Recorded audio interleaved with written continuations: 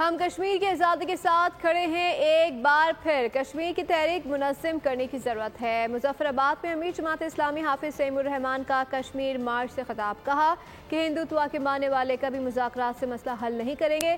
غیرت مند لوگ آگے بڑھ کر بزور شمشیر آزادی حاصل کرتے ہیں۔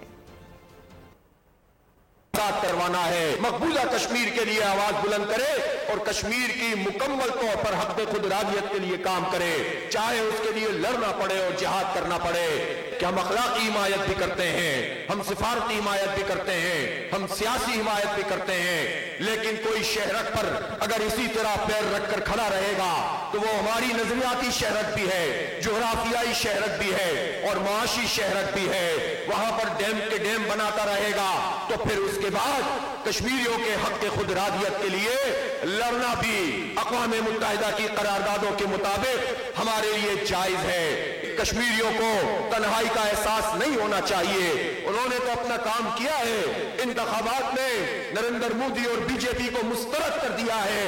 بھارت یہ چاہتا ہے کہ اس کشمیر پر قبضہ کر لے، نہیں کر سکے گا انشاءاللہ۔ سبسکرائب کریں اور بیل دبائیں تاکہ کوئی خبر رہ نہ جائے۔